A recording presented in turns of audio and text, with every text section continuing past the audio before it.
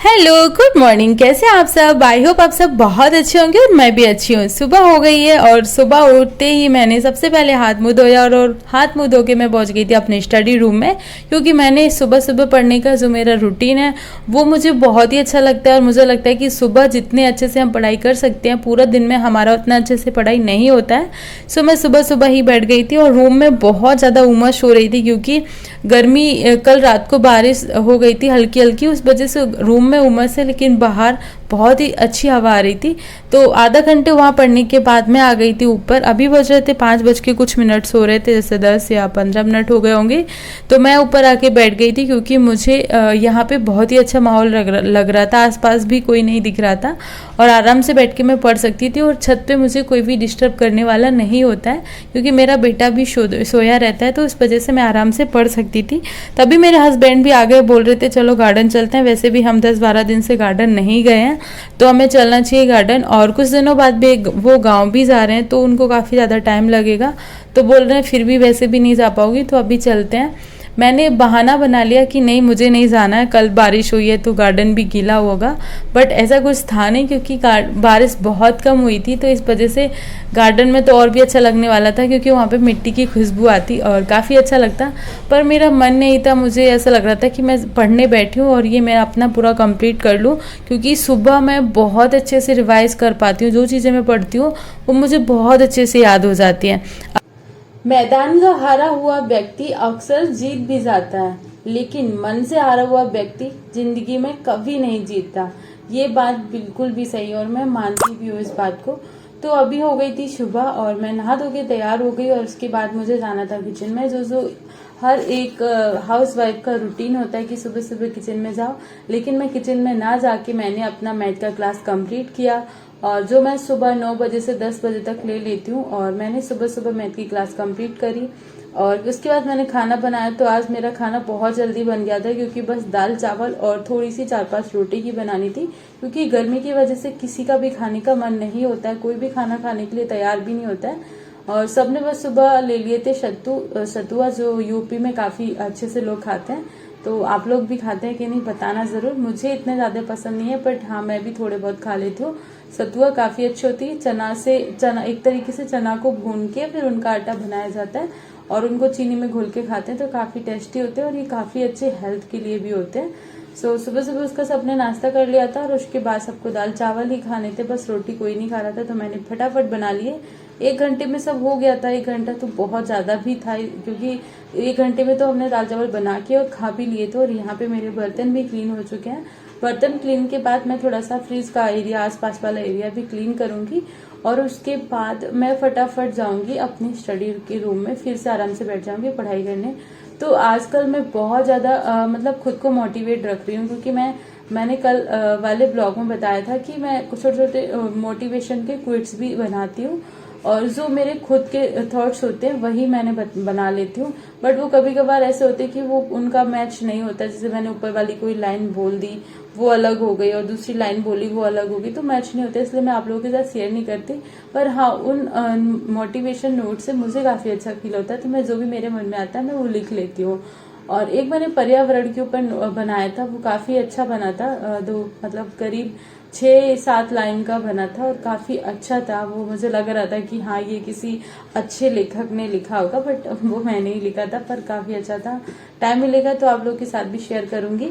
और यहाँ पे मैं बैठ गई थी जीएस की बुक्स लेके, जो मैंने सुबह पढ़ी थी वही सेम बुक्स ली है, क्योंकि जीएस में मुझे काफी ज्यादा कवर करना है। तो मैंने सोचा, मैंने टाइम टेबल जो बनाया था उसमें मैंने दोपहर में फिर से जीएस पढ़ने का सोचा, क्योंकि वो चीजें पढ़ी है वो रिवाइज भी हो जाएंगी।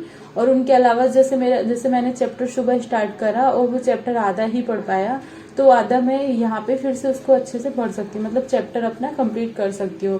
कभी कभी देखो सुबह पढ़ने का 1 घंटे ही टाइम मिलता है, जैसे हम 4 से 5 पढ़ते हैं, तो फिर उसके बाद अगर गार्डन गए तो फिर 1 घंटे ही कंप्लीट होता है, अगर नहीं गए तो फिर 2 घंटे या 1.5 घंटे हो जाते हैं, और कभी कभी 2.5 घंटे भी होते हैं। तो उस हिसाब से होता है कि हम कभी कभी 1 चैप्टर भी सुबह कंप्लीट कर लेते हैं, कभी 2 चैप्टर भी कंप्लीट कर लेते हैं, और कभी कभी नहीं समझ में आता तो हम 1 चैप्टर पढ़ने के बाद उसको फिर से पढ़ लेते हैं, तो वो अच्छे से जिससे मेरा फिनिश होता जाए, आगे से मैं धीमे धीमे ख़त्म करने की कोशिश कर रही हूँ, जिससे लास्ट में मेरे पास रिवाइज करने का काफ़ी अच्छा खासा। तो यहाँ पे मैंने अपने 2 घंटे कंप्लीट करे और उसके बाद मुझे याद आया कि मैंने कटहल का अचार भी बना के रखा है, वो भी कंप्लीट करना है।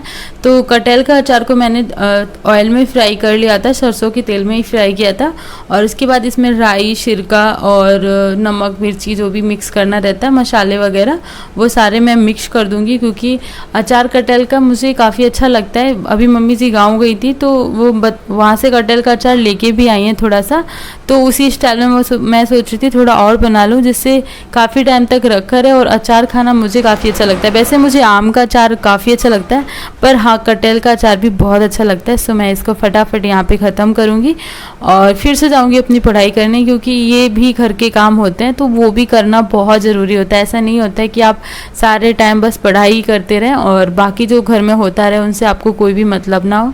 तो वैसा मेरे साथ नहीं है, मुझे सारी चीज़ें मैनेज करनी पड़ती हैं, सारी चीज़ें देखनी पड़ती हैं। घर में और भी काम होते हैं, उन सबको भी देखना पड़ता है। ऐसा नहीं है कि ये कोई और आगे कर देगा। तो मम्मी जी रहती हैं बाहर और इस वजह से उनसे ये सारी चीज़ें नहीं हो पाती हैं, तो मुझे ये भी करनी है। फटाफट मैंने अचार रखा और यहाँ पे मेरा अचार बनके पूरा कंप्लीट भी हो गया था। दिखने में इतना ज़्यादा अच्छा नहीं लग रहा है, पर हाँ खाने में बहुत ज़्यादा टेस्टी था।